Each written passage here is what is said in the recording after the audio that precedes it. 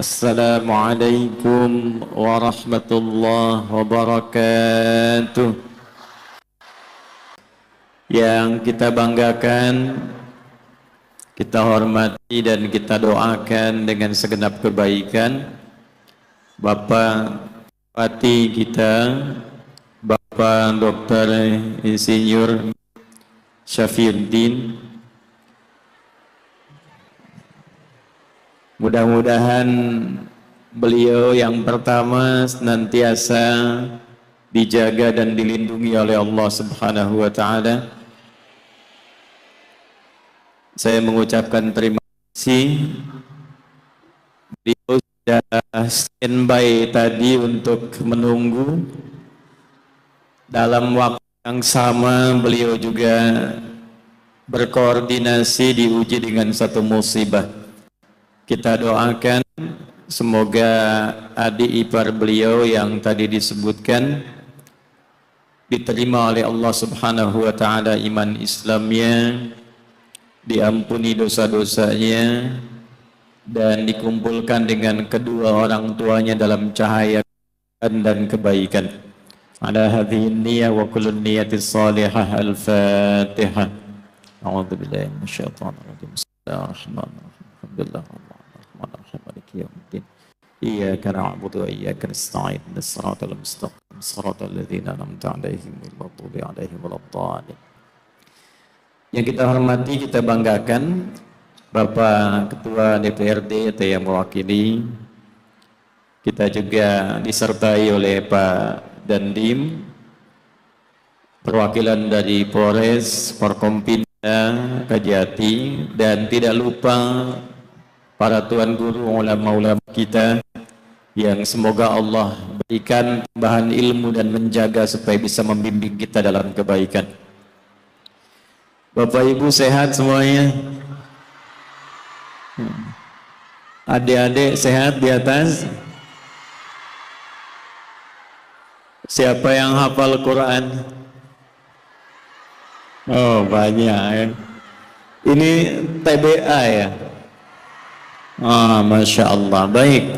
Yang pertama, kita bersyukur bahwa hari ini kita masih dalam suasana bergembira dengan anugerah kemerdekaan untuk negara yang kita cintai, negara Kesatuan Republik Indonesia yang memasuki Dirgahayu ke-79.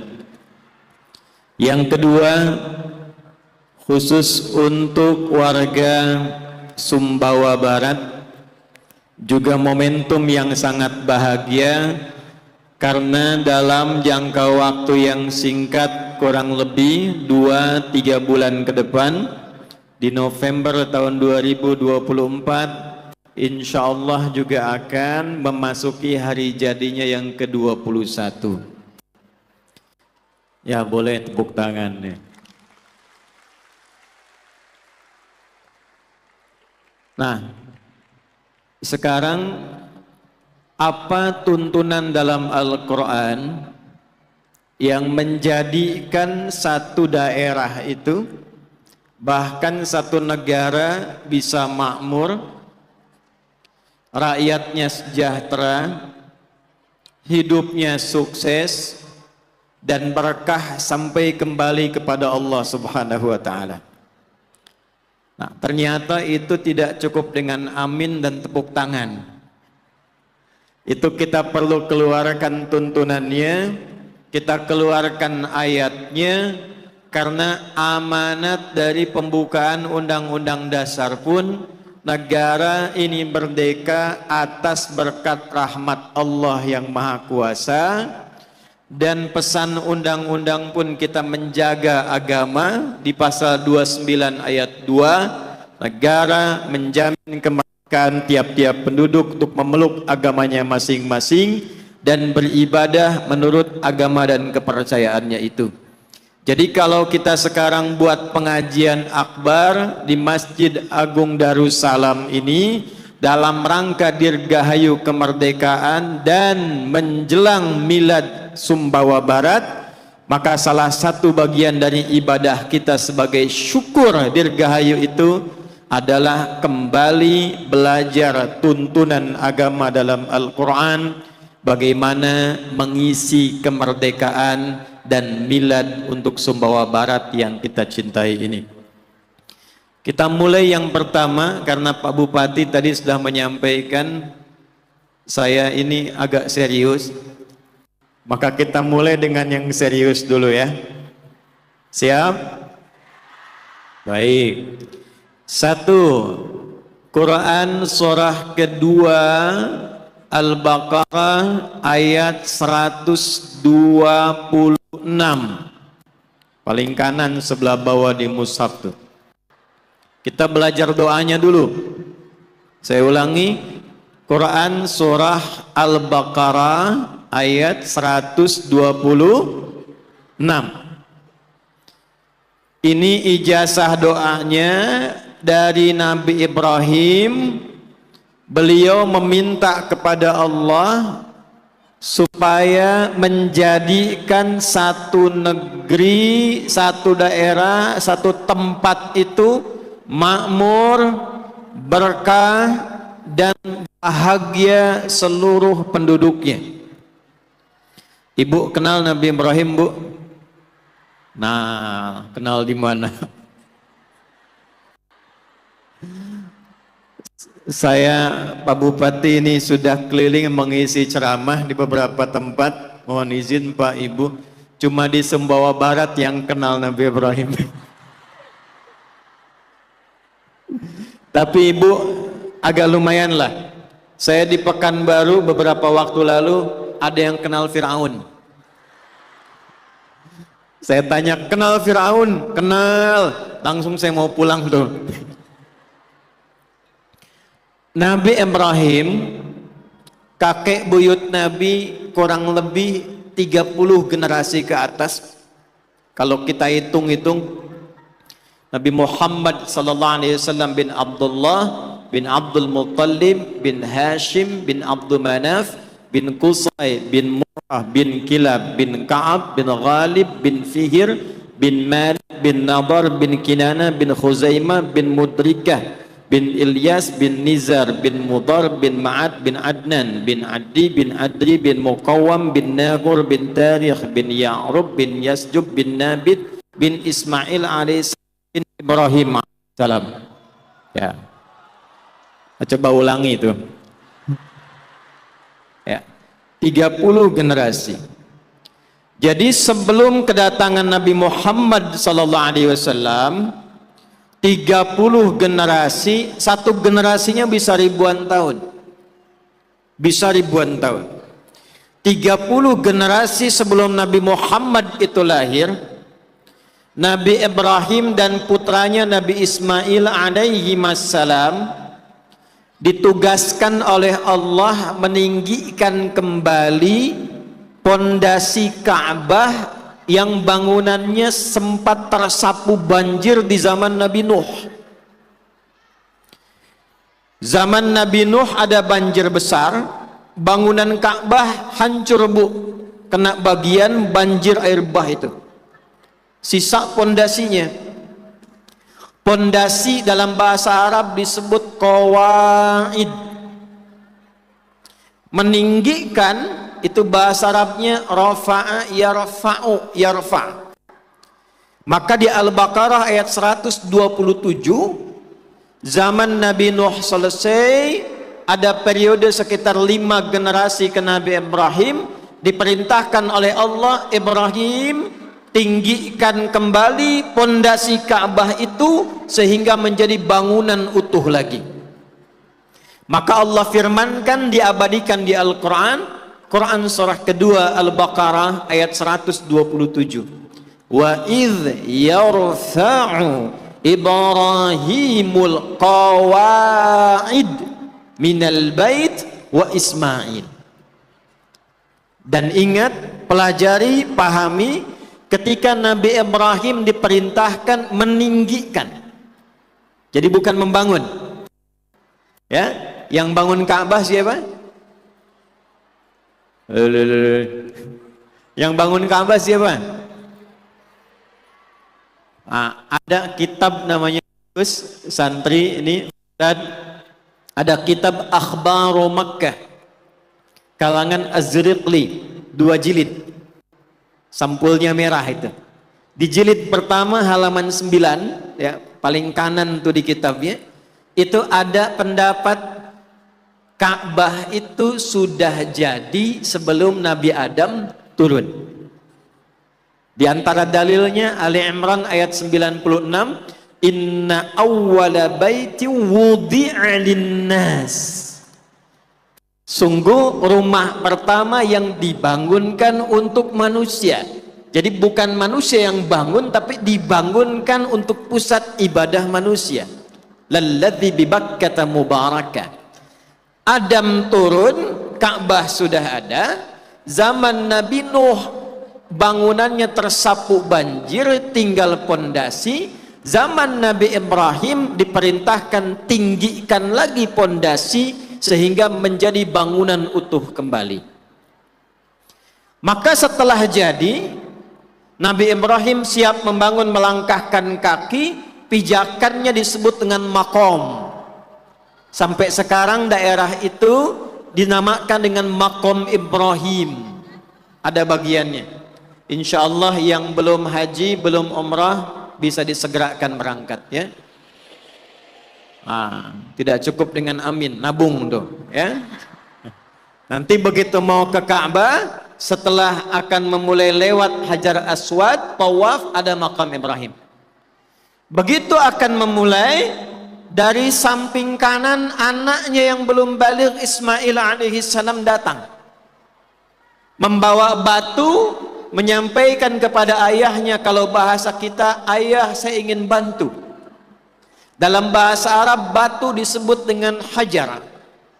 Kalau disusun jadi satu bagian disebut hijr. Kalau jadi ruangan disebut hujrah. Maka batu yang disusun Nabi Ismail di area Ka'bah yang sekarang kita lihat itu sekarang disebut dengan hijr Ismail. Dulunya nyambung satu area Ka'bah, cuma di zaman Nabi nanti ada bencana, kemudian dibangun kembali. Area itu sengaja dibuat terbuka supaya yang ingin masuk Ka'bah tapi tidak ada kesempatan bisa sholat di area itu. Secara singkat, setelah Ka'bahnya jadi, dibangun dengan baik, maka beliau dan Nabi Ismail alaihissalam berdoa kepada Allah. Di antara doanya 4 permintaan doa, salah satunya doa tentang kemakmuran negeri. Ayat 126 kemakmuran negeri, ayat 127 kebaikan keturunan, ayat 128 menunjukkan kepatuhan, ayat 129 meminta khusus kelahiran Nabi Muhammad sallallahu alaihi wasallam di dekat area Ka'bah. Karena kita sedang dirgahayu dan menjelang milad Sumbawa Barat, maka kita hanya akan bahas ayat 126 saja. Ini kita belum mulai, ini baru muqaddimah ini. Yuk kita baca doanya. Wa idh qala Ibrahimu. Sebentar. Dan idh itu ingat, pahami, pelajari. Saya ulang ya. Ingat, pahami, pelajari. Mengingat itu kalau sudah pernah tahu, lupa, ingat lagi. Tapi kalau belum tahu, tak mungkin ingat. Maka Allah gunakan kata idh yang pertama untuk memberikan pesan. Kalau belum tahu, pelajari ini. Ada doa yang pernah dimohonkan seorang Nabi Khalilullah, kekasih Allah, yang dengan doa itu terkabul sampai melewati zamannya, sampai sekarang. Ini saya kasih rahasia ya Bu ya. Ini antara kita aja nih. Ini sebelum doa ini, tempatnya gersang. Sulit menemukan sumber air. Biwadin ghairi dhi zar'in inda baitikal muharram. Tumbuhan tidak tumbuh batunya gersang, sumber air sulit didapatkan. Begitu didoakan oleh Nabi Ibrahim dengan doa ini, tiba-tiba ya Allah ya Rabbi, Masya Allah, yang tidak ada pohon pisang sampai sekarang pisang ada. Tidak ada pohon semangka, sekarang ada buah semangka. Bapak yang pernah haji, pernah umrah ke Mekah, ada semangka nggak? Ada pisang nggak? Ada kelapa nggak? Ada rambutan nggak? Oh, berarti belum pernah ke Mekah, nggak ada rambutan. Yang tidak ada jadi ada. Nah, yang ingin tahu, yang belum tahu doanya, yuk cari tahu. Setelah tahu, yang kedua, pahami. Pahami apa maksud doanya. Bagaimana mengamalkan doanya. Tahu doanya, pahami doanya, amalkan isi doanya. Kalau lupa, ingat-ingat, hadirkan kembali dalam kehidupan kita. Maka sekarang setelah tahu makna kita masuk ke dalam doanya. Wa idh qala Ibrahimu. Satu. Ini boleh dipotong sampai sini. Kalau mau tafaul, boleh dibuka dengan Ibrahimnya. Rabbi ja'al hadza. Boleh ikut. Rabbi ja'al hadza baladan amina. Rabbi ja'al hadza baladan amina. Pak Bupati kalau mau dikhususkan ke Sumbawa Barat, boleh baladannya diganti Sumbawa Barat. Rabbi ja'al Sumbawa Barat baladan amina. Oke? Rabbi ja'al hadza baladan amina warzuq ahlahu minats thamarat man amana minhum billahi wal yaumil akhir. Cukup sampai sini dulu, nanti ujungnya baru saya terangkan kemudian. Satu, Rabbi ja'al hadza. Bapak Ibu sekalian, saya agak serius ya di sini. Mengapa kalimat doa seringkali menggunakan kata Rabb? Kenapa di sini tidak disebutkan Allahumma? Nama Allah ada berapa? Kurang lebih kalau mau dihitung dengan nama sifat melekatnya 99. Tapi yang dipilih dalam doa itu kebanyakan di Al-Quran selalu menggunakan kata Rabb. Doa yang paling populer, Rabbana atina fid dunya. Doa untuk orang tua, Rabbighfirli waliwa. Rabbana la tu'akhidna in nasina au. Kenapa menggunakan kata Rabb? Rahasianya ada di Quran surah ke-7 Al-A'raf di ayat 172. Ada perjanjian. Ini kuncinya nih. Ada perjanjian setiap manusia sebelum terlahir ke dunia dengan Allah Subhanahu wa ta'ala.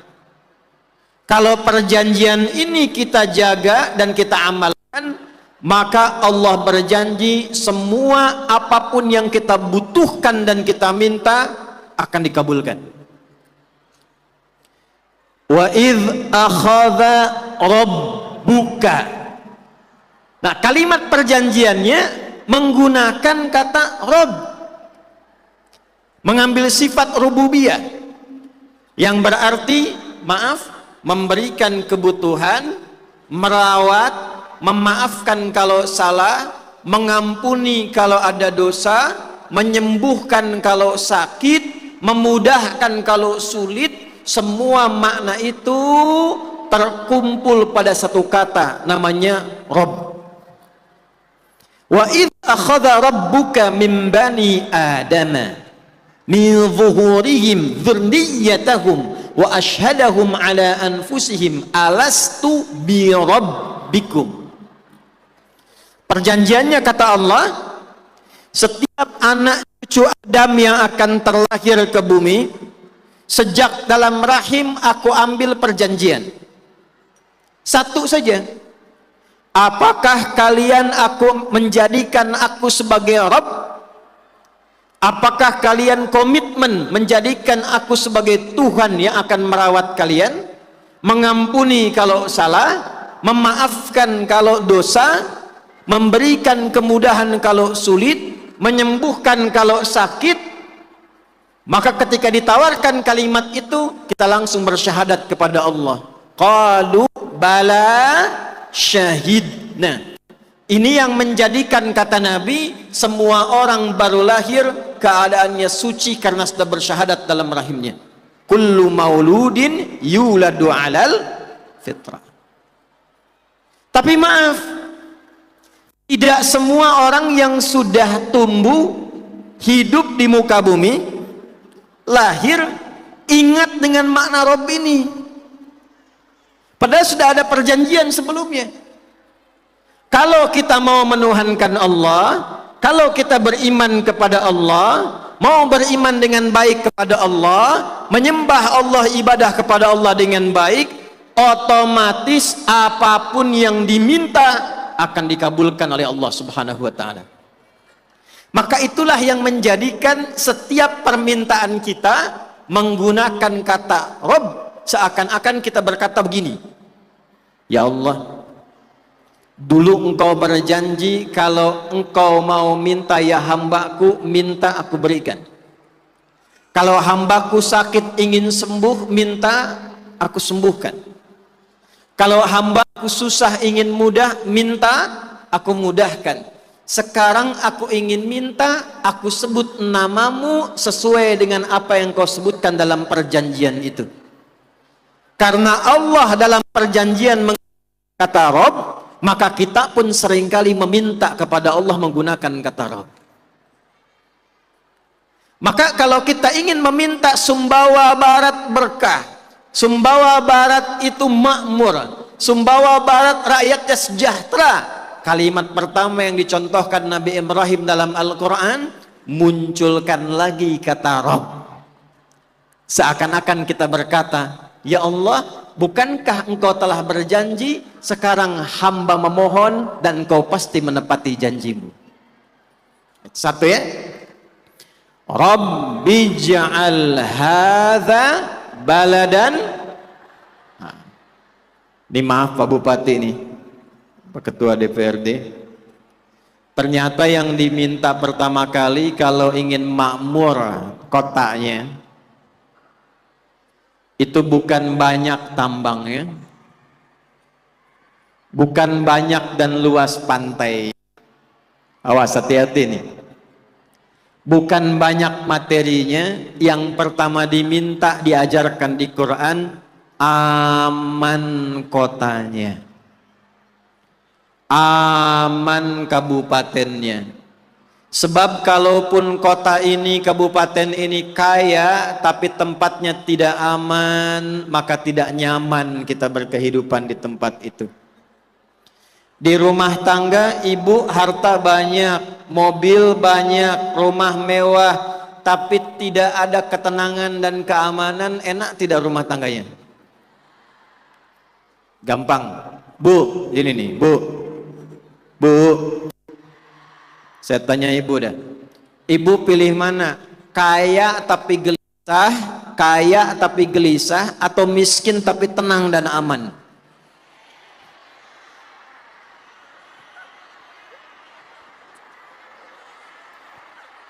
Langsung dirawat. Barusan bilang miskin. Kaya dan Kenapa ketenangan itu penting? Ya sebab kaya pun tidak ada ketenangan, tidak akan nyaman berkehidupan. Itu sebabnya di rumah tangga kenapa sakinah lebih dulu daripada mawaddah. Mawaddah itu jamak dari kata maddah, kasih sayang yang muncul dari pemberian materi. Jadi kalau bapak ibu di rumah tangganya nyaman, ingin tenang, ingin harmoni, satu tipsnya berbagi cinta dengan materi. Itu namanya mawaddah. Bapak lagi milad, ibu masakin masakan kesukaannya, itu mawaddah. Ibu lagi cemberut, ya, bapak kasih hadiah. Mama kok cemberut? Kasih emas 2 kilo tuh. Nah, itu mawaddah, Pak. Beres itu. Tapi mawaddah di Quran didahului oleh sakinah, karena kalau harta melimpah pun nggak ada ketenangan, nggak akan nyaman, tidak akan enak. Oleh karena itu, sampai ke level negara pun, kalau sumber daya alamnya banyak, hartanya banyak, hebat materinya, tapi hidupnya tidak tenang dan tidak aman, maka tidak akan pernah mendapatkan kenyamanan dalam berkehidupan. Maka dari itu yang pertama, awas, hati-hati. Doanya minta aman, setelah minta amalkan isinya.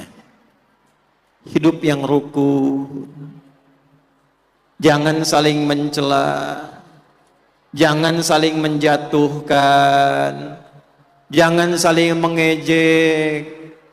Jangan karena jabatan ingin sama-sama kemudian mendapatkan jabatan saling menjatuhkan.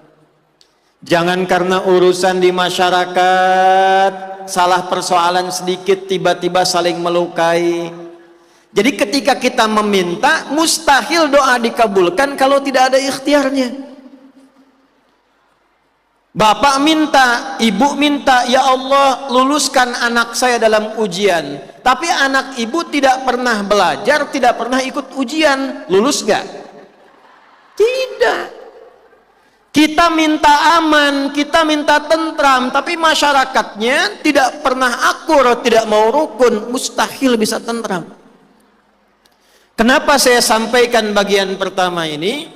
Karena akan terjadi, kata Nabi, nanti yang disampaikan Nabi ini dirangkum oleh Imam Muslim, sanadnya tersambung pada Abu Hurairah radhiyallahu taala anhu. Perhatikan kalimatnya. Hadis ini berbicara tentang kondisi akhir zaman yang disebut dengan hadithul muflis, orang yang bangkrut saat di akhirat. Coba lihat ya. Perhatikan kalimatnya. Ini pertanyaan Nabi kepada sahabat. Atadrunal muflis, tahukah kalian orang yang kelak di hari kiamat akan bangkrut itu? Kata seorang sahabat menjawab, al muflisu ma la dirham lahu wala mata'. Ya Rasulullah, ya Rasulullah, orang bangkrut menurut kami orang yang tidak punya uang 1 sen pun, tidak ada aset sedikit pun. Logis tidak? Betul tidak? Tadinya punya uang banyak, uangnya habis semua, bangkrut tidak? Tadinya punya kebun, tadinya punya banyak aset, tiba-tiba hilang, bangkrut tidak? Tapi kata Nabi bukan itu. Al-muflisu min ummati, kata Nabi, orang bangkrut yang mengaku umatku itu. Awas nih, awas. Nabi tidak menyebut umatnya Musa, tidak menyebut umatnya Isa, tapi ada orang mengaku umatnya Nabi Muhammad sallallahu alaihi wasallam, disifati oleh Nabi bangkrut di akhirat kelak. Ya'ti yaumal qiyamati bi salatin, tandanya dia akan datang di hari kiamat dengan pahala solat yang banyak dia kerjakan. Oh, ternyata rajin sholat. Satu, wasyamin, rajin puasa. 3, wazakatin, ada juga yang gemar berzakat. Wah, ini agak aneh nih Pak Bupati ini. Orang bangkrut di akhirat tapi rajin sholat di dunianya, rajin puasa di dunianya, rajin juga zakat di dunianya. Cuma kata Nabi, wa ya'ti qad syatama hadza. Cuman sayang dia rajin sholat tapi sholatnya tidak berubah, dia menjadi lebih baik, malah dia senang mencela dengan sesamanya. Wa qadzafa hadza, senang saling menuduh dengan sesamanya. Wa akala mala hadza, kadang-kadang mencuri harta temannya. Awas. Wa daraba hadza, senangnya berselisih dengan kawannya, sampai puncaknya wasafaka dama hadza, ada yang menumpahkan darah dan menyebut nama Allah di dalamnya. Yuk kita bahas satu-satu nih. Saya tanya dulu ya sebentar nih, kira-kira di zaman ini yang Nabi sampaikan tadi terjadi tidak? Terjadi tidak? Ada orang mengaku muslim, kemudian dia sholat, tapi saat bersamaan mencela satu dengan yang lainnya. Ada? Awas. Ini saya kasih rumus dari Nabi nih ya. Tu'khadhu hadza min hasanati wa hadza min hasanati.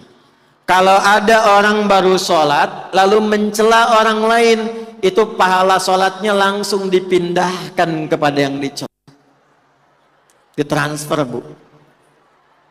Kata ibu sebelah sana, saya tidak Ustaz. Bagus, tidak seperti ibu itu tuh. Oh, ibu itu mah.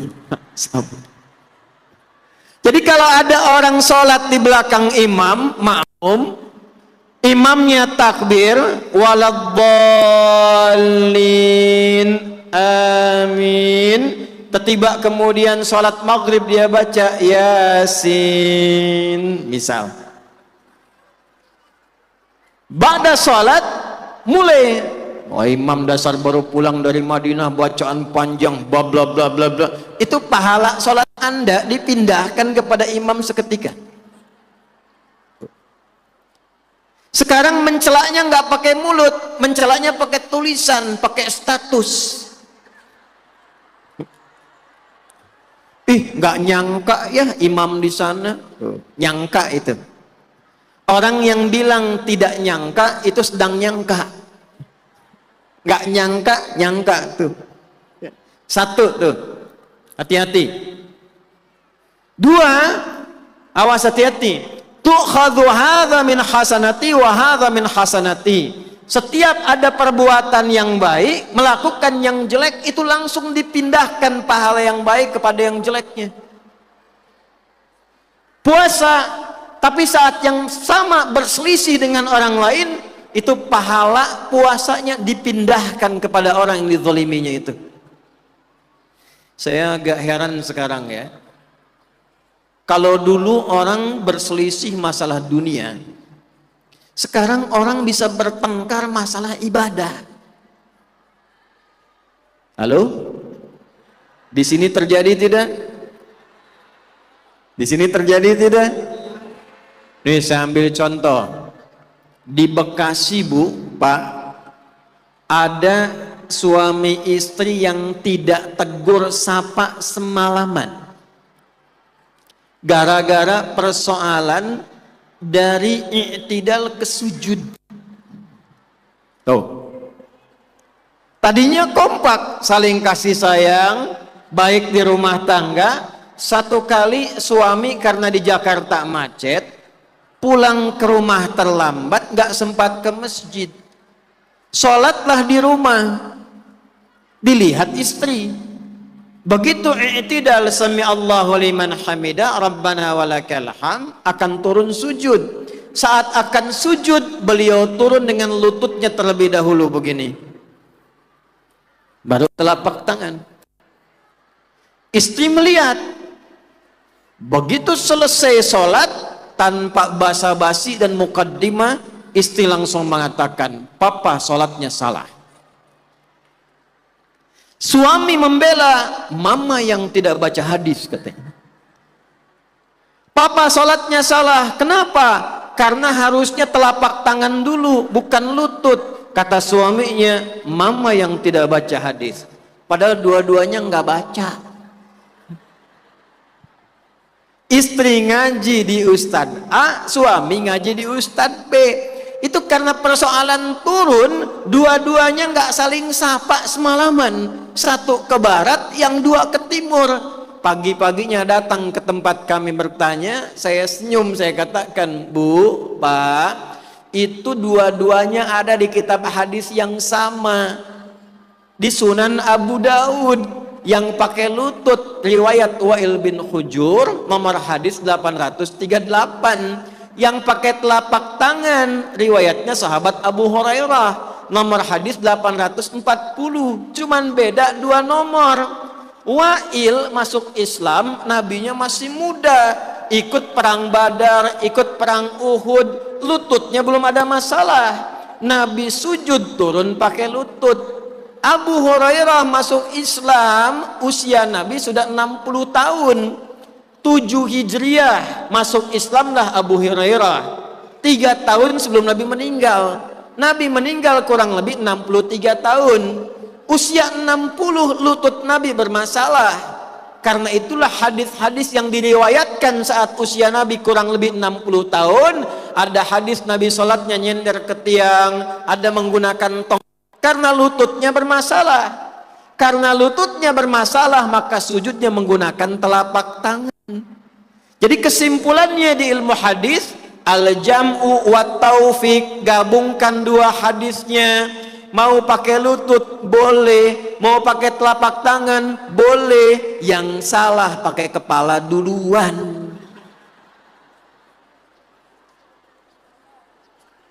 Makanya dibukanya pakai pelajari dulu, bukan hukumi dulu. Kalau melihat perbedaan, tanya dulu kenapa menggunakan itu, dari mana sumbernya. Ketika kita paham semuanya, maka mudah kita bertoleransi, terciptalah rasa aman dalam berkehidupan. Ini poin. Ini bismillah nih Bu. Bismillah itu kalau dibaca di Al-Fatihah kencang atau pelan? Di Al-Fatihah nih, Bismillahirrahmanirrahim. Yang bacanya kencang jahar angkat tangan. Yang bacanya pelan angkat tangan. Sir, bismillahirrahmanirrahim. Yang enggak baca angkat tangan. Ternyata hadis tentang bismillah itu ada yang menghitung kurang lebih 70. Nabi praktekkan 4 cara baca. Bisa dibaca kencang jahar, Bismillahirrahmanirrahim. Bisa dibaca silent, sir, Bismillahirrahmanirrahim.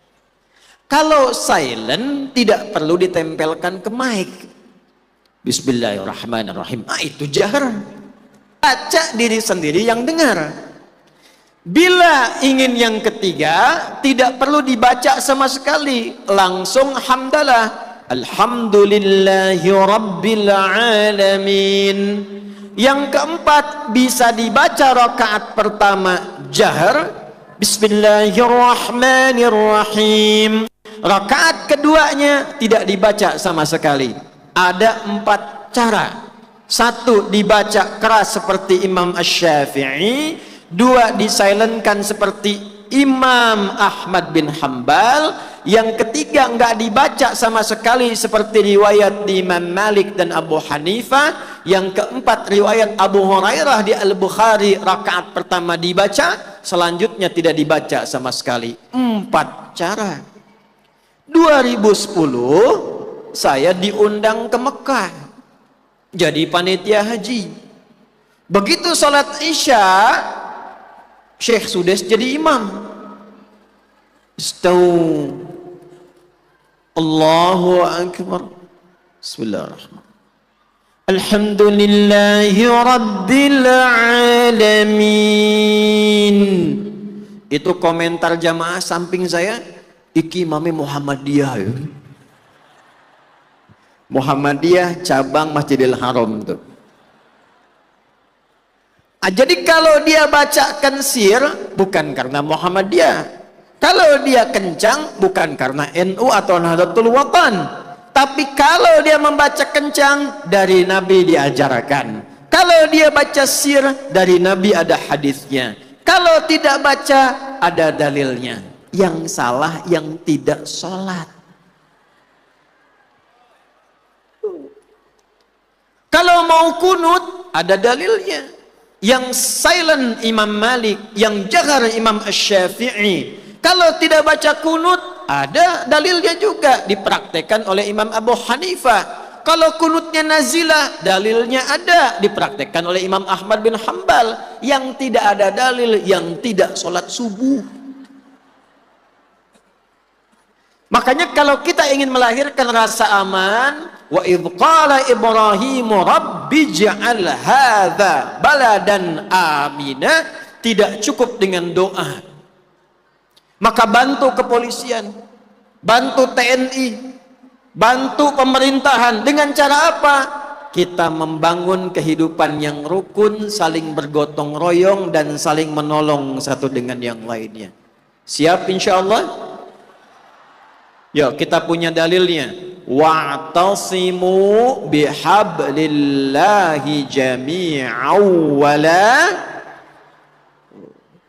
Tuh.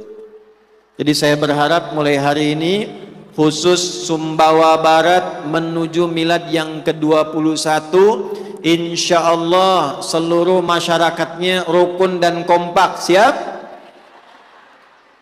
Saling tolong menolong dan gotong royong. Siap?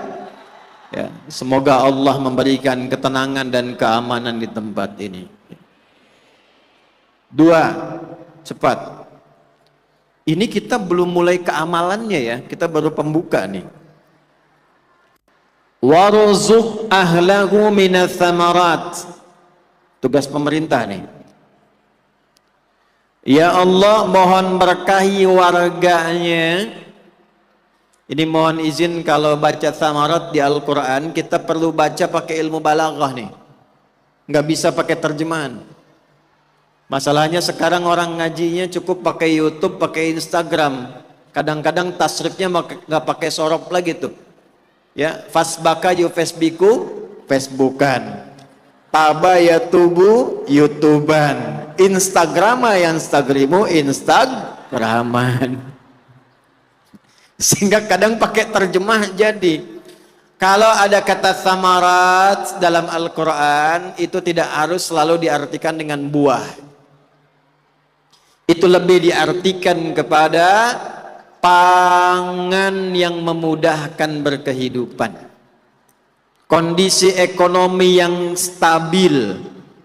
Warzuq ahlahu minats tsamarat, ya Allah, berkahilah penduduknya supaya sejahtera dan stabil ekonominya. Kalau di surat Al-Quraisy, alladzi at'amahum min ju', kita beribadah kepada Allah yang menjaga kita supaya tidak lapar.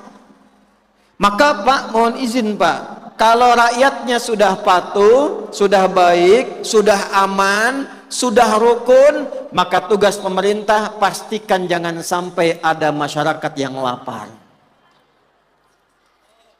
Sebab kalau lapar gejolak. Maka pemerintah membuat strategi. Oh, Sumbawa Barat 150.000 penduduknya, 8 kecamatan. Bagaimana 8 kecamatan ini semua warganya merasakan kenyamanan, rata dan berkeadilan, dan tidak ada yang lapar. Nah, itu dihisap itu Pak. Jadi kalau ada satu kecamatan satu orang lapar, yang dihisap pertama Pak Bupati itu.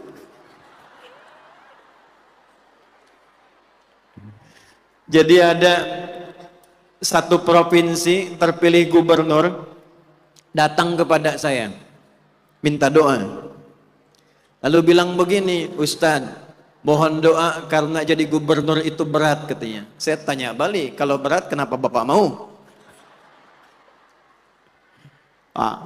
Akhirnya apa? Kita doakan jalan baik. Satu pesan saya yang pertama, jangan biarkan rakyat Bapak lapar, karena kalau ada yang lapar, maka disitulah pintu masuk bagi setan untuk bisa memporak-porandakan kehidupan bermasyarakat. Maka bagaimana cara diantara yang efektifnya? Nah, ini turunannya. Yuk kita baca hadis Nabi. Pelan-pelan ya. Qala haddatsana qala sallallahu alaihi wasallam. Perhatikan, ini musimnya kita, Pak Bupati boleh ambil ilmunya ini. Sayati alaikum zamanun ay unasun ay kama qala sallallahu alaihi wasallam. Nanti kata Nabi akan tiba satu masa, satu era, satu komunitas masyarakat. Tanda utama era itu tiba, terjadi percepatan digitalisasi. Digital itu serba online, Bu. Yang pertama terjadi taqarubul aswaq, pasarnya mudah diakses. Hadisnya sahih. Jadi kalau dulu ibu ke pasar itu manual, pakai angkot, pakai motor, sekarang diklik barangnya bisa datang. Terjadi nggak sekarang? Yang online banyak nggak? Diklik di handphone barangnya datang kan? Beli pulsa tinggal klik langsung isi kan? Benar tidak yang Nabi katakan? Dua, taqarubuz zaman, waktunya terasa berdekatan dan terasa cepat berlalu. Dalam hadis lain, setahun seperti sebulan, sebulan seperti sepekan, sepekan seperti sehari, sehari rasanya sekilatan cepat saja. Terasa sekarang? Tuh. Pak Bupati rasanya baru kemarin menjabat, ternyata sudah 10 tahun. Cepat rasanya. Nah, di saat yang sama, awas hati-hati nih. Yantashirul kadhib tantashirul fitan. Masalahnya makin banyak, fitnahnya makin merebak, manipulasinya makin banyak. Kenapa? Karena dulu kalau orang berbuat maksiat offline, terbatas. Judinya offline, mencurinya offline, tipu-tipunya offline, fitnahnya offline. Akan tiba masa semua itu kemudian bisa berubah menjadi online. Dulu judinya offline, sekarang ada judi online. Dulu pinjamannya offline, sekarang ada pinjaman pinjol. Semakin banyak pinjam, kepala benjol. Maksiatnya makin banyak. Hati-hati tuh. Baru kemarin tiba-tiba ada iklan parfum berhadiah jutaan rupiah, ada tiket yang ditawarkan, tiba-tiba ada wajah saya mempromosikan parfum itu. Saya enggak pernah jualan. Ternyata dia menggunakan teknologi AI, Artificial Intelligence. Jadi suara kita itu diambil frekuensinya, diganti pakai kalimat baru seakan-akan kita yang bicara. Eranya sudah tiba. Nah, apa bimbingan dari Nabi yang bisa kita ambil hikmahnya? Kalau orang berbuat maksiat dengan fasilitas itu, kenapa kita tidak menggunakan fasilitas itu untuk berbuat taat dan kebaikan? Maka bagaimana caranya? Izin Pak Bub, Pak Ketua DPRD ini, saya pernah ajarkan ini di beberapa daerah, murid-murid kami di beberapa kabupaten di Indonesia, bikin gerakan termasuk di Sumbawa Barat ini namanya glokalisasi. Glokalisasi. Manfaatkan yang online ini untuk membuat dan menguatkan sistem lokal domestik di Sumbawa Barat menggunakan fasilitas online. Apa enggak ada 150.000 orang Sumbawa Barat yang bisa aplikasi? Kalau tidak ada, sekolahkan 1, 2, 3 orang.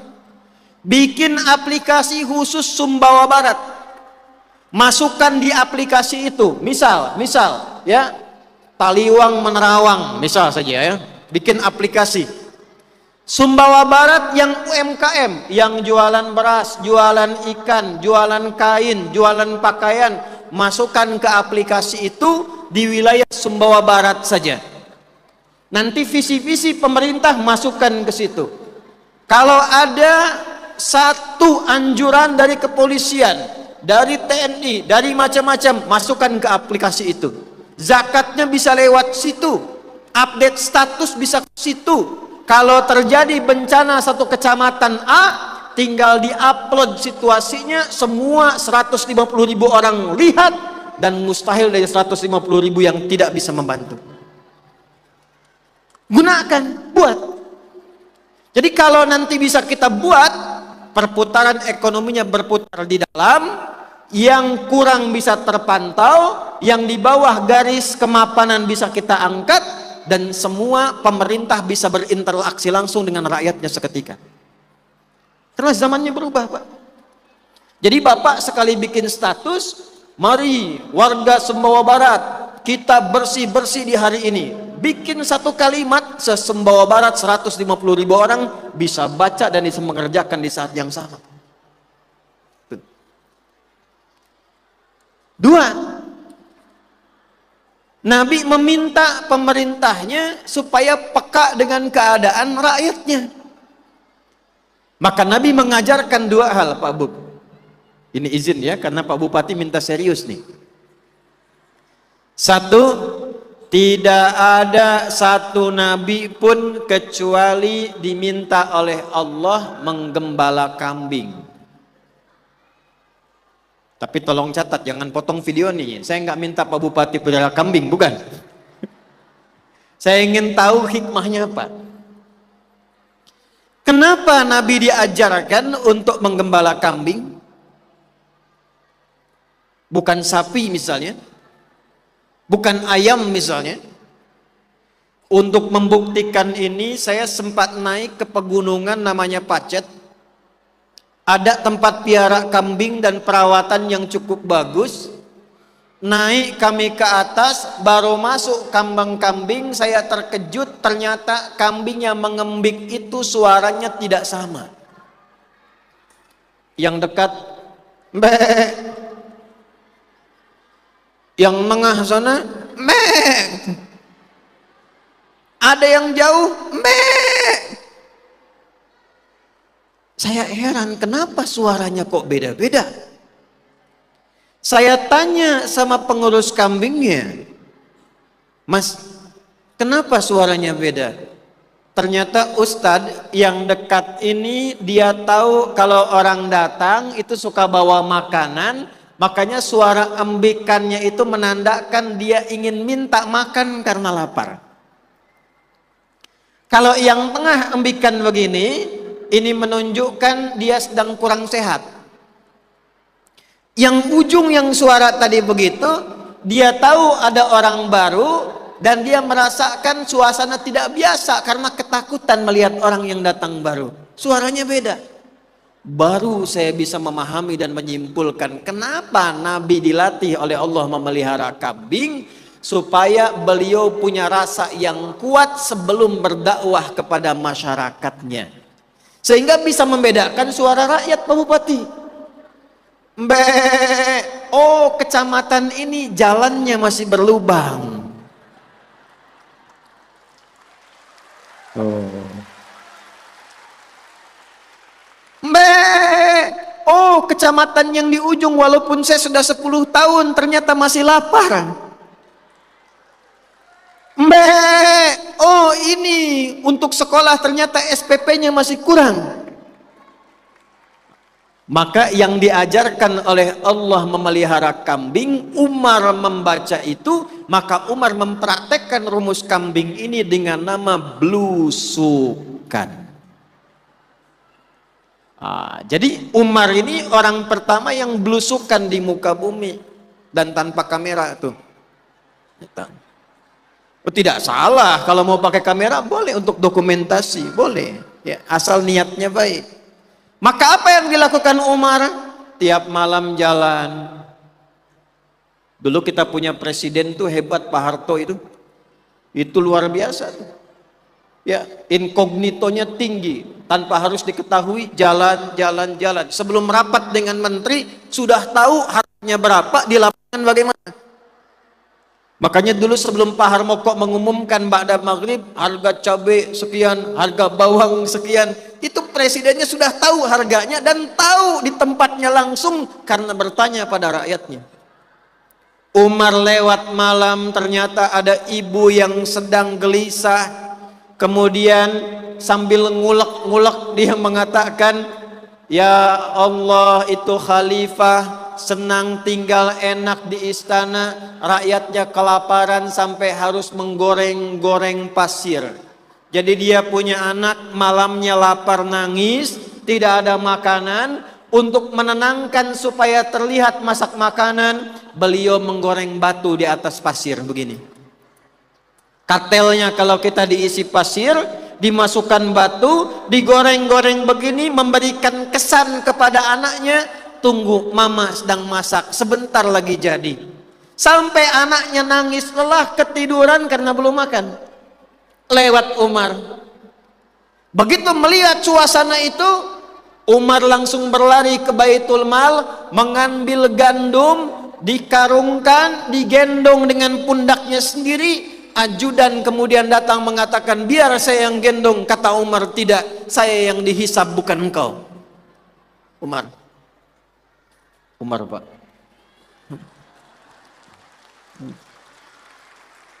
Tuh, saya serius tuh.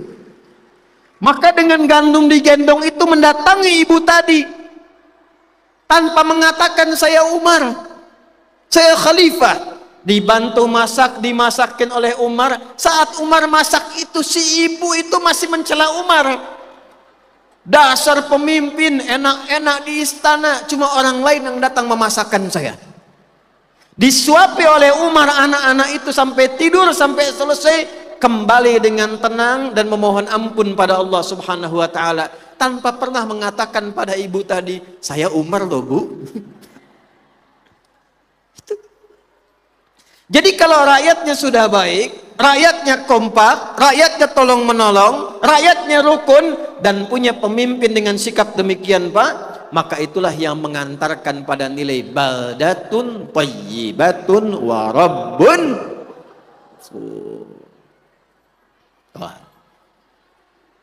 Bagaimana kita bisa mencapai itu?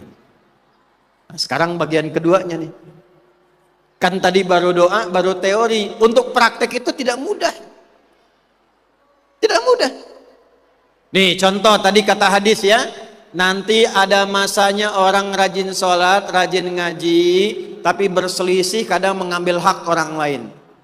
Gak usah jauh-jauh nih. Pulang dari pengajian ada yang tertukar sendal nggak tuh? Praktekin tuh. Sampah hilang nggak tuh? Yo, bagaimana mewujudkan apa yang kita mohonkan tadi? Pindah surat, pindah ayat. Dan ini bagian terakhir kita. Sebelum nanti saya ingin mengenal lebih jauh, terutama adik-adik di sini. Insya Allah nanti kita berikan hadiah-hadiah khusus menjelang milad ke-21 Sumbawa Barat ini. Ya. Nanti tepuk tangannya belakangan aja. Ya, sekarang kita ngaji terusin dulu tuh. Ingin punya pemimpin seperti yang disifati Al-Quran tadi? Mau punya pemimpin seperti Umar tadi? Ingin rakyatnya kompak dan sejahtera? Pindah rumus Quran surah ke-7 Al-A'raf di ayat 96. Yuk, saya cepat ya. Walau anna ahlal qura amanu wattaqaw lafatahna alaihim barakatim minas samai wal ard. Sampai situ dulu. Walakinnya jangan dibaca dulu, karena itu nanti pengecualiannya. Walau anna, dan kalaulah dengan sungguh-sungguh dan serius. Saya baca pakai ilmu nahwu dulu ya. anna harfu nasbin wa taukidin tansibul isma wa tarfa'ul khabara mabniyun 'alal fathi la mahalla lahu minal i'rabi. Paham? Tidak. Anna atau inna harfu nasbin wa taukidin, huruf nasab dan huruf taukid. Kalau di grammar biasa, huruf yang menjadikan kalimat setelahnya dibaca dengan nasab, fathah kalau dia tunggal, bisa kasrah kalau dia jamak, atau ya kalau dia jamak khusus untuk laki-laki. Tapi kalau kita baca pakai ilmu balaghah, nasabar rajulu asahu fil ardi, seseorang menancapkan tongkatnya dengan kuat tanpa goyah. Jadi kalau ada huruf di Al-Quran menggunakan anna, inna, membuka ayat, maksudnya tancapkan informasi ini dalam jiwamu yang paling dalam, jangan pernah goyah. Masukkan ke hati, jangan ragu. Jadi kalau Bapak Ibu ingin tadi Sumbawa Barat itu berkah, makmur, sukses, pemimpinnya bagus, rakyatnya sejahtera, tancapkan ini ke dalam hati, jangan ragu. Amalkan, jangan ragu. Apa yang harus diamalkan? Walau anna ahlal qura, kalaulah setiap satu penduduk semuanya punya kesadaran. Ahlun itu mengikat setiap orangnya. Jadi ibu bapak jangan tunjuk orang, jangan lihat orang lain. Gunakan telunjuknya untuk menunjuk pada pribadi masing-masing. Oh iya, bapak dulu, iya ibu dulu, itu sih, bukan. Kata Al-Quran ahlun. Di dalam Quran tuh ada ahlun, ada alun, ada tambahannya usratun, ada ailatun. Kalau ahlun itu menunjuk pada setiap orangnya. Kalau satu penduduk negeri, contohnya Sumbawa Barat, setiap orangnya amanu wattaqau, turmusnya. Satu, semua komitmen beriman kepada Allah. Tuh. Syarat satu apa? Komitmen beriman. Awas. Saya tanya sebentar. Ibu yang di sini beriman tidak? Yang di atas beriman tidak? Yang di sini beriman tidak? Dari mana taunya iman itu ada? Kita belajar akidah kan? Iqrarum bil lisan wa tasdiqum bil qalbi wal amalu bil jawari. Diucapkan dengan lisan, tadi baru diucapkan tuh, beriman tuh. Tembus gak ke hati? Karena ada orang mengatakan beriman di zaman Nabi tapi imannya nggak tembus ke hati, sehingga turun Quran surah 49 ayat ke-14. Qalatil a'rabu amanna, ada orang Arab Badui mengatakan kami beriman. Qul lam tu'minu, katakan Muhammad dia belum benar imannya. Walakin qulu aslamna, tapi katakan baru formal masuk Islam dengan mengucapkan asyhadu an la ilaha illallah wa asyhadu anna Muhammadan.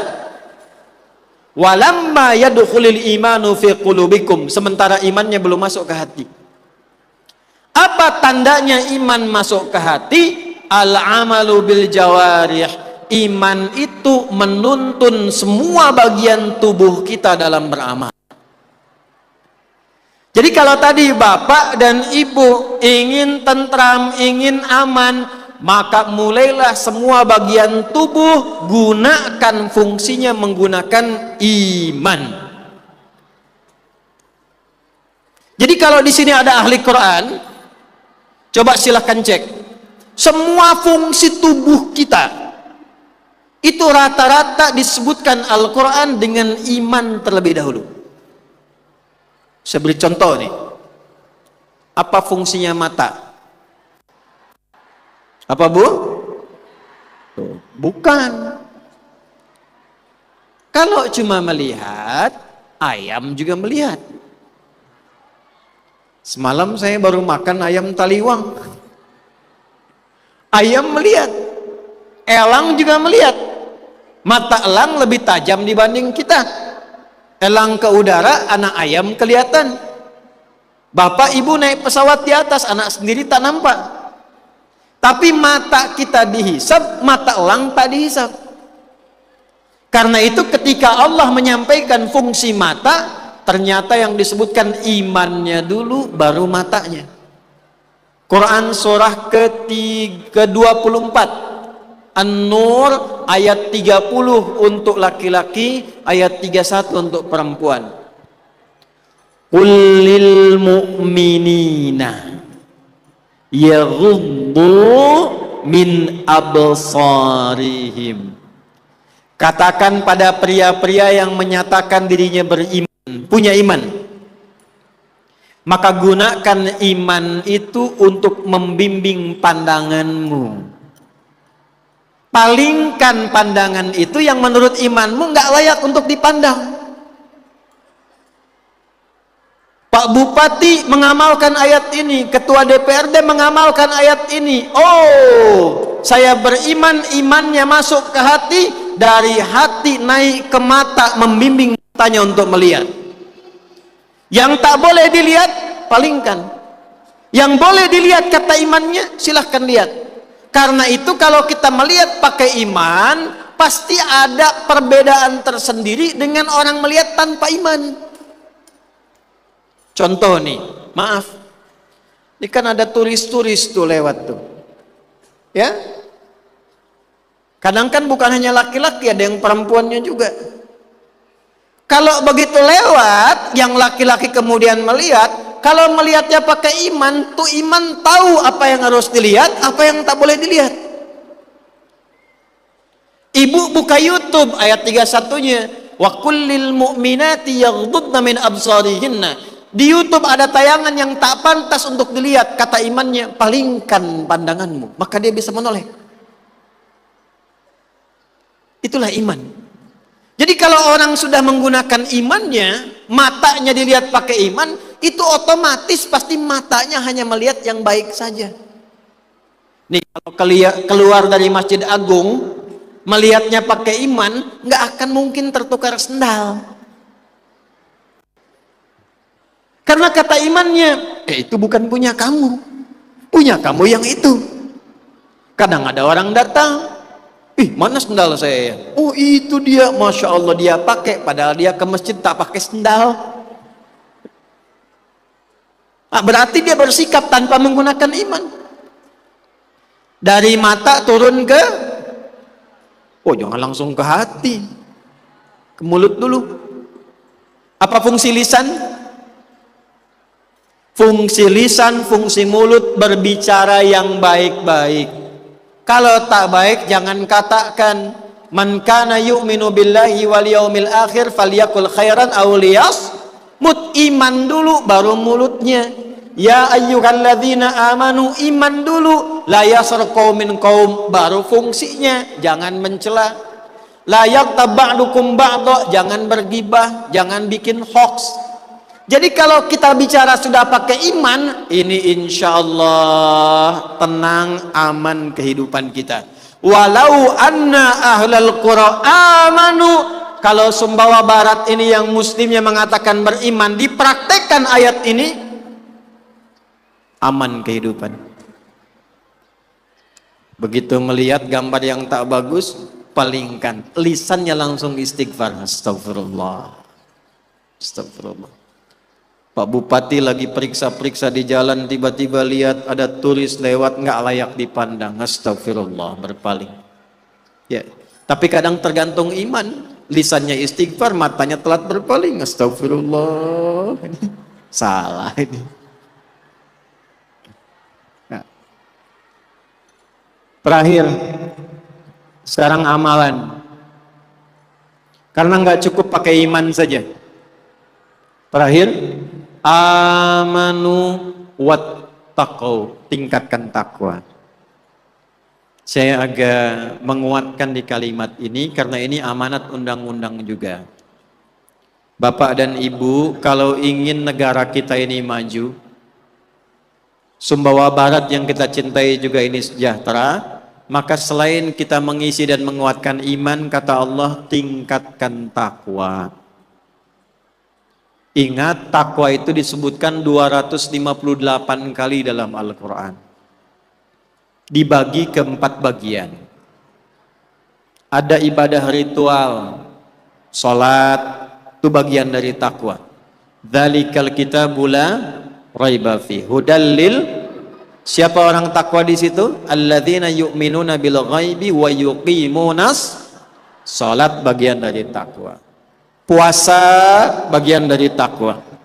Ya ayyuhalladzina amanu kutiba alaikumus kama kutiba alal ladzina min qablikum la'allakum. Umrah, haji bagian dari takwa. Wa tazawwadu fa inna khairaz zadit takwa. Maka dari itu cara mengisi kemerdekaan ini, cara mengisi Milad Sumbawa Barat ini dengan cara meningkatkan takwa. Amalan yang pertama, jaga ibadah kita. Jangan karena tabligh akbar masjidnya rame, begitu waktu sholat kosong. Isi jamaah. Jamaah. Apa artinya jamaah? Jamaah apa artinya? Jamaah itu bukan datang, kumpul, sholat, pulang, bukan. Dari kata al-jama'u punya 3 arti. Datang, saling mengenali di antara yang datang, saling membantu di antara yang kenal. Sifatnya namanya Jum'ah. Tidak ada Nabi sholat berjamaah, apalagi sholat Jumat, kecuali Nabi itu kenal siapa yang datang.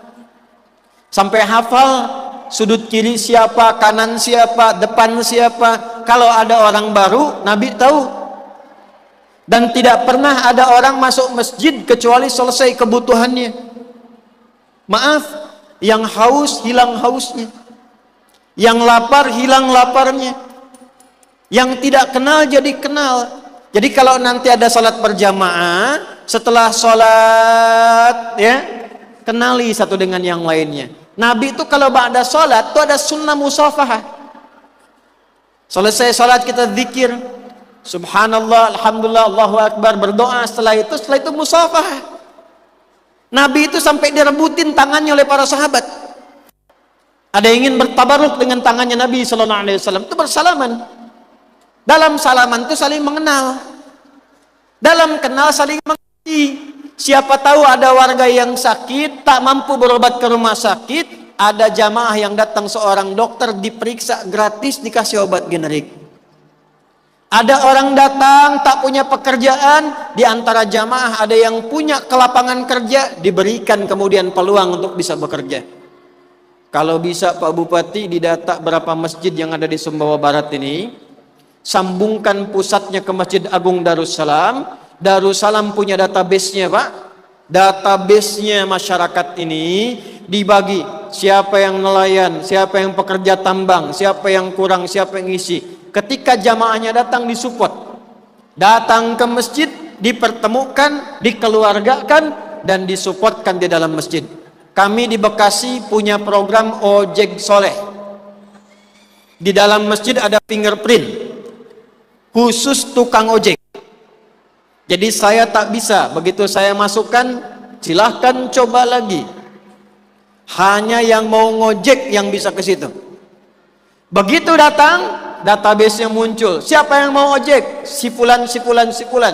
Sudah punya motor belum? Belum. Sampaikan pada warga jamaah di masjid. Kita akan punya program ojek soleh. Siapa yang ingin masukkan infaknya untuk siapkan motornya? Motornya ada, di print di situ, akhir bulan diberikan sembako, penghasilannya dibagi 2, 70, 30, 30 ditabung, 70 di bawah, 30 diputar untuk yang belum punya motor, dapat motor dari situ.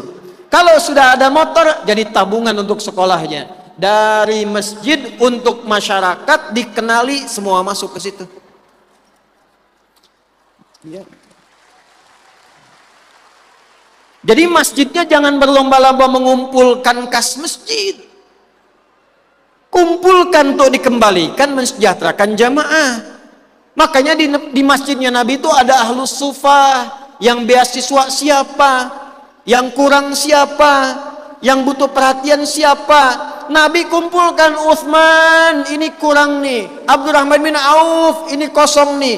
Kebiasaan itu berlanjut setelah Nabi meninggal. Abdurrahman bin Auf pengusaha sukses, hartanya banyak. Kalau dihitung sekarang kurang lebih 14.000 triliun. Dihitung sekarang. Satu kali lewat hasil dari dagang beliau, kalau sekarang kurang lebih ada 600 truk isinya emas, berlian, mutiara dan sebagainya. Sayyidah Aisyah lihat, heboh Madinah. Kata Sayyidah Aisyah, "Au kama qalat," saya mendengar Nabi SAW menyampaikan Abdurrahman bin Auf masuk surganya akan merangkak. Merangkak itu maksudnya saking banyaknya harta, diperiksanya banyak. Ketika mendengar itu, kata Abdurrahman bin Auf, tolong yang 600 truk itu bagikan semua ke warga Madinah untuk meringankan hisabku di hadapan Allah Subhanahu wa taala. Sejak peristiwa itu, sepertiga orang Madinah disantuni Abdurrahman bin Auf. Yang tak punya pekerjaan dimodali, dan sepertiganya lagi diberikan hadiah. Artinya setiap bulan semua warga Madinah mendapatkan santunan dari Abdurrahman bin Auf.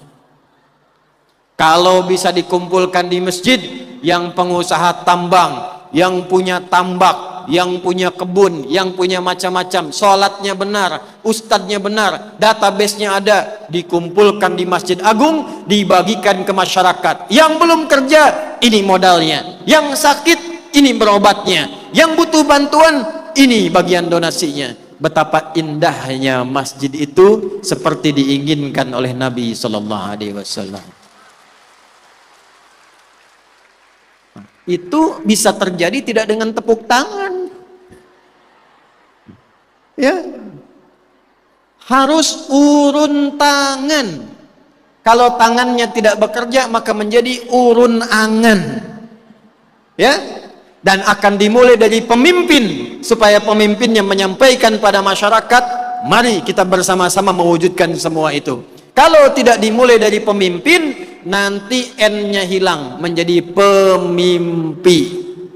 Semua hanya bermimpi, tapi tidak pernah mau mewujudkannya. Takwa. Penutup. Tadi amalan ritual sudah. Ya, sholat jaga ya.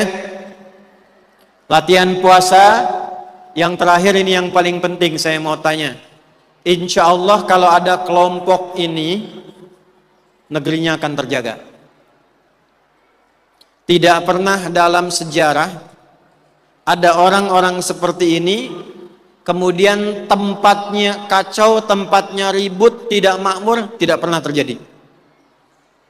Jika orang-orang ini diperbanyak, maka dia akan memberikan dampak kebaikan dan keberkahan bagi tempat di sekitarannya. Itulah ahli Al-Quran. Saya ulangi, ahli Al-Quran. Tolong saya minta diperbanyak ahli Al-Quran. Ada 3 nih. Saya ulangi, ahli Quran ada 3 jenis. Nanti ibu lihat ibu jenis yang mana. 1, ahli baca, qiraat. Jadi ada orang yang baru mulai untuk bisa baca, ada TBA ya. Nah itu masuk golongan qiraat. Pahalanya banyak bu. Man qara'a harfan min kitabillahi falahu asyru hasanat. Siapa yang mau belajar baca Al-Quran, dia baca 1 huruf langsung dapat 10 pahala. Ibu jangan hitung begini, 1, 2, 3, 4. Bukan begitu cara menghitungnya. Caranya seperti hadis masuk masjid di hadis Muslim. Bapak ibu baru masuk niat ibadah, belum mengerjakan apapun. Di hadis Muslim dapat 25. Jarak 1 ke 2 500 tahun, 2 ke 3 500 tahun, 3 ke 4 500 tahun. Ibu baca 1 huruf dapat 10 pahala, 1 kedua 500 tahun, 2 ketiga 500 tahun. Gimana kalau belum lancar Pak Ustaz? Walladzi yatata'ta wa huwa syaqqun 'alaihi falahu ajran. Siapa yang belum lancar bacanya, belajarnya, dia mendapatkan 2 kali pahala orang yang lancar. 1 karena mau belajar, yang kedua karena bisa baca setelah dia belajar itu. Kalau begitu saya tidak lancar saja bacanya Pak Ustaz? Tidak.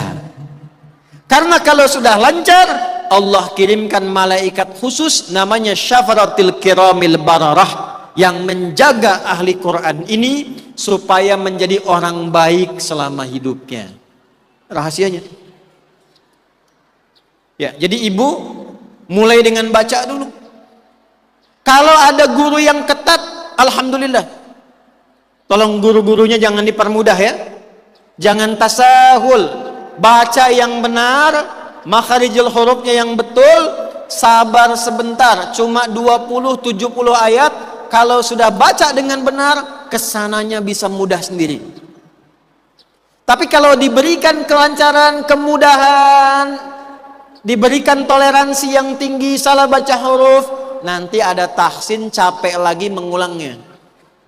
1, qiraah. Siapa yang ikut TBA di sini? Masya Allah ya. Kalau TBA itu tahap awal tidak harus paham, yang penting baca. Makanya nanti ada qiraati, ada iqra ya, dimulai dengan A sampai dengan ya kan. A fatha a kan, fa fatha fa lam dhamma u lu apa lu ya. Sampai bisa ngaji Quran tuh. 2, kalau sudah selesai TBA-nya, saya dengar ada 12.000 orang, pindah ke nomor 2, tilawah. Tilawah itu bukan yang qiraah tadi yang bacanya bagus sekali. Kalau tadi namanya qiraah mujawwadah, yang pakai lagu tadi. Kalau tilawah, baca, pahami, amalkan. 12.000 bagi grup. Siapa saja 12.000 ini? Oh, ada birokrat, maka keluarkan ayat-ayat tentang birokrasi. Tidak usah semuanya dikaji. Ini ada yang pedagang, pebisnis, keluarkan ayat-ayat dagang, bisnis. Ayat Qurannya apa, hadisnya apa, pelajari itu. Bacanya sudah bisa, ayatnya dipelajari, setelah dipelajari amalkan. Karena itu Quran 6.236 ayat, itu semua ayatnya kurikulum hidup sesuai dengan aktivitas kita. Kalau Imam Al-Bukhari membaginya ke 97 topik di kitab Al-Jami'. Ya, ada persoalan tentang ilmu. Adik-adik yang sedang belajar, kalau ingin cepat hafal, cepat paham, tidak mudah lupa, pintar menghafalnya, keluarkan ayat-ayat tentang menuntut ilmu, keluarkan hadisnya. Kalau ingin singkat, keluarkan tema nomor 3 di Sahih Al-Bukhari, namanya Kitabul Ilmi. Yang pedagang, kalau ingin untungnya banyak, berkah, sukses, keluarkan Kitabul Buyu'.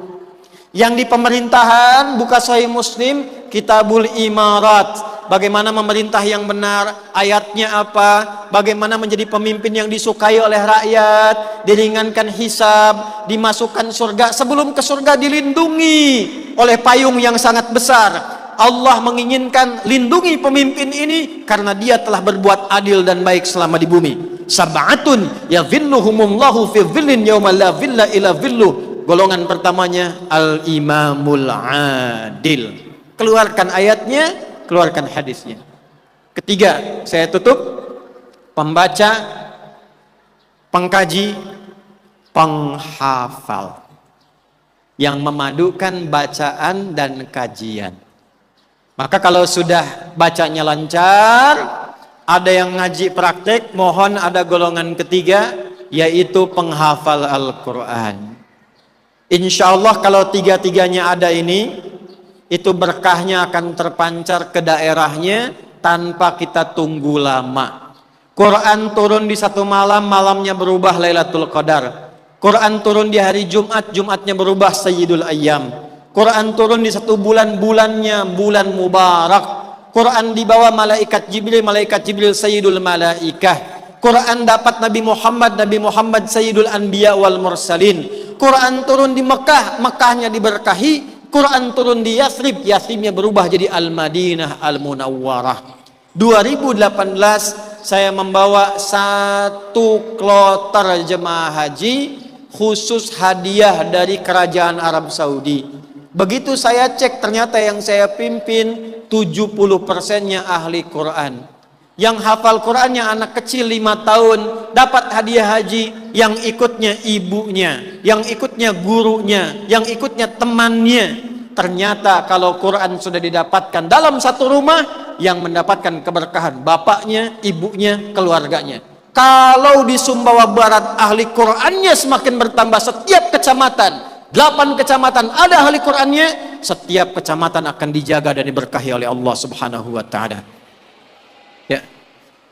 Hadis dari Imam Al-Bukhari. Imam Al-Bukhari menerima dari Hajjaj bin Minhal. Hajjaj bin Minhal menerima dari Sa'ad bin Ubaidah. Sa'ad bin Ubaidah menerima dari Syu'bah. Syu'bah menerima dari Alqamah bin Marthad. Alqamah bin Marthad menerima dari Abu Abdurrahman As-Sulami. Abu Abdurrahman As-Sulami menerima dari Uthman bin Affan radhiyallahu taala anhu. Uthman bin Affan menerima dari Nabi sallallahu alaihi wasallam. Beliau bersabda, khairukum man ta'allamal Qur'ana wa'allamah. Untuk itu, sebagai tahaddus binikmat dan menutup tausiah ini, sebelum kita berdoa, saya ingin bertanya, siapa yang hafal Quran 30 juz? Angkat tangan. Yo, saya tungguin sambil duduk nih Pak Bupati. 30 juz, bukan juz 30.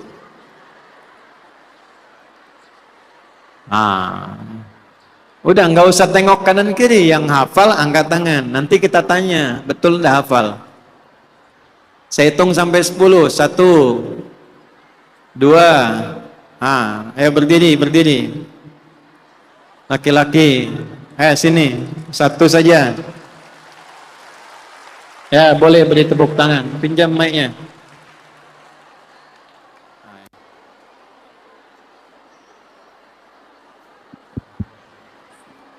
Ya. Bismillah. Sudah. Nama siapa? Huzaifah. Siapa? Huzaifah. Usia berapa tahun? 30 tahun. 30. Sudah menikah belum? Jelas. Sudah. Punya anak berapa? 3. 3. Istri? Alhamdulillah. 30 juz ya. Sekarang tugasnya apa? Ngajar juga. Ngajar Quran. A'udzu billahi minasy syaithanir rajim. Taha. A'udzu billahi minasy syaithanir rajim. Bismillahirrahmanirrahim. Taha ma anzalna 'alaikal Qur'ana litashqa illa tadhkiratan liman yakhsha. Lompat ke ayat 14. Innani anallahu la ilaha illa ana fa'budni. Innani anallahu la ilaha illa ana fa'budni wa aqimis salata li dhikri. Inna as-sa'ata atiyatun akadu ukhfiha litujza kullu nafsin bima tas'a. Lompat ke Quran surat 35 ayat 32. Thumma awrathnal kitaba alladhina istafayna min ibadina. Thumma awrathna alladhina Ulangi. Thumma awrathna al-kitaba alladhina istafayna min ibadina faminhum muqtasid. Ulangi. Kesempatan kedua. Sudah. Tahan napas dulu. Tarik napas yang baik. Yuk. Thumma ثم أورثنا الكتاب الذين اصطفينا من عبادنا فمنهم ظالم لنفسه ومنهم مقتصد ومنهم سابق بالخيرات ومنهم سابق بالخيرات بإذن ربه بإذن الله ذلك هو الفوز الكبير Fadlul kabir. ذلك هو الفضل الكبير. Baik, berikan tepuk tangan boleh. Nah, nanti tolong dilancarkan lagi ya.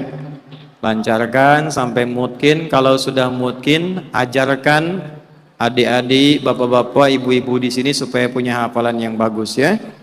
Nah, tapi melancarkannya biasanya di mana? Di rumah. Nah, sekarang coba dipercepat melancarkannya, jangan di rumah. Lancarkannya di Mekah aja. Ya. Nanti kita beri hadiah umroh ya. Satu ini insyaallah. Umrohnya nanti berangkat dengan saya insyaallah ya.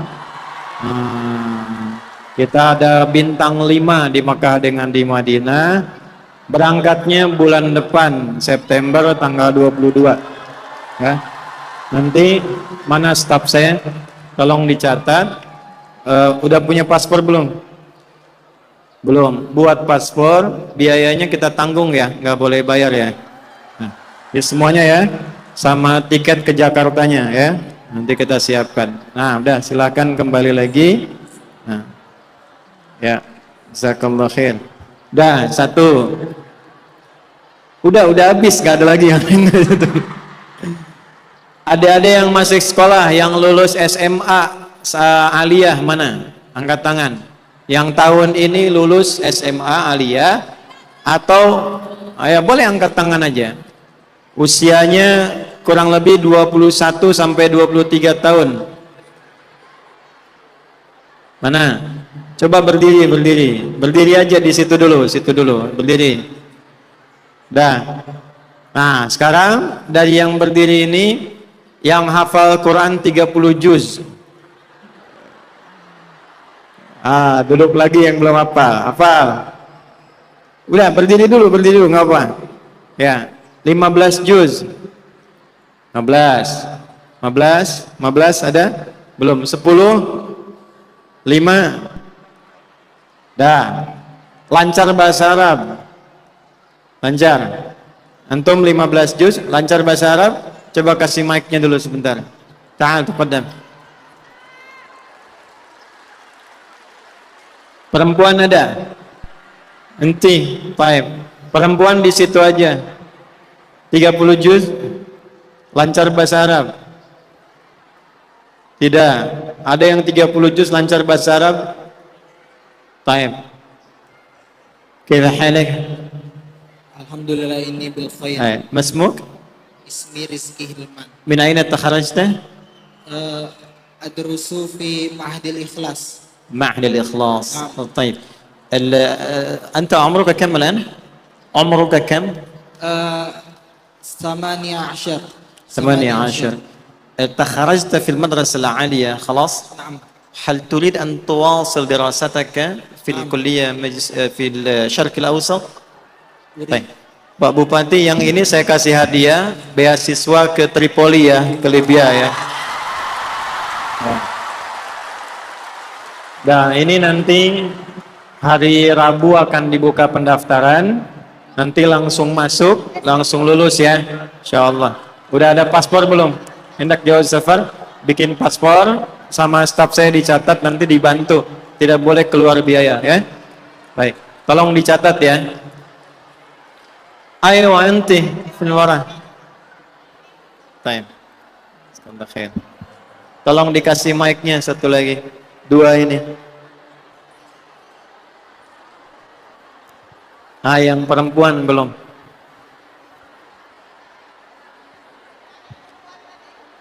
Time. Aina, tolong mic-nya dikasih. Time. من أولا أنت اسمك من؟ طيب اسمك الكريم؟ صفية مولدة. صفية، كم عمرك الآن؟ عمري ثانية وتسع 22 29. 29 29. طيب فوق هذا. أكملت القرآن الكريم 30 جزءا؟ إن شاء الله ولكن لم. كم جزءا التي أتقنته؟ 10. 10 أجزاء من الأول أو من الآخر؟ 8 في الأول 8 في الأول. طيب. ثانية في الآخر. أعوذ بالله من الشيطان الرجيم. إن الله اصطفى آدم ونوحا وآل إبراهيم. أعوذ بالله من الشيطان الرجيم. إن الله اصطفى آدم وإبراهيم إن الله اصطفى أعيدي. إن الله اصطفى آدم ونوحا وإبراهيم وآل إبراهيم وآل إسحاق ويعقوب. أين تذهبين؟ إن الله أعيدي. إن الله اصطفى آدم ونوحا وآل إبراهيم وآل إسحاق وعلى عمران وعلى إسحاق على العالمين. طيب. Jazakallah khair. Satu lagi tadi siapa? Ini dulu satu lagi. Taib. Dua ini waktu kita terbatas. Namanya siapa? Nama saya Sakinah. Hai, Sakinah. Usia berapa tahun? 20. 20. 30 juz hafal? Insya Allah. Taib. Coba ulangi surat yang tadi dibacakan. Bisa ulang Ustaz? Bismillahirrahmanirrahim. Inna Allah astafa Adam wa Nuha wa ala Ibrahim. Bismillahirrahmanirrahim. Inna Allah astafa Adam wa Nuha wa Ibrahim. Ulangi. Inna Allah astafa lakum. Inna Allah astafa Adam wa Nuha wa Ibrahim wa ala Ishaq. Lari kemana itu? Baik. Turun dulu, satu lagi, boleh? Belakang, turun dulu, duduk dulu, sebentar. Duduk dulu, belakang.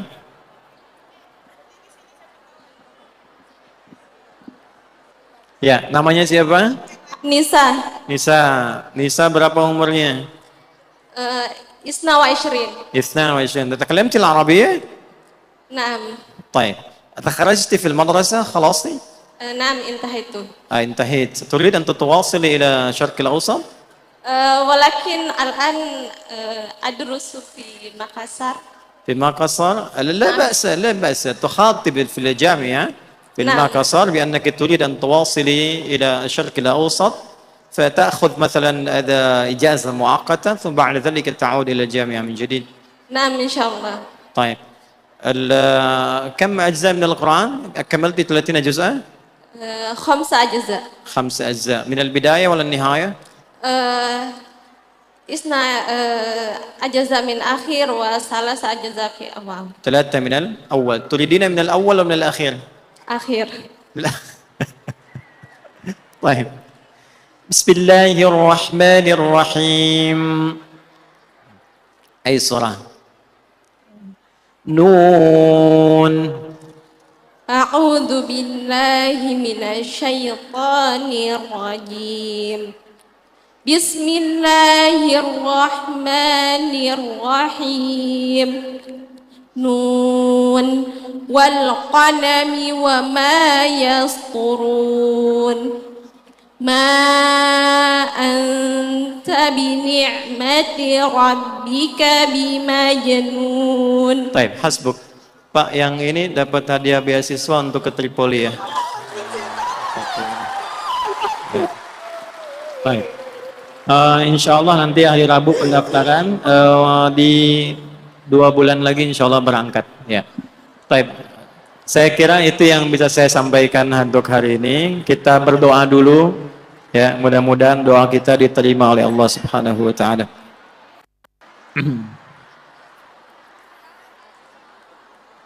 Bismillah.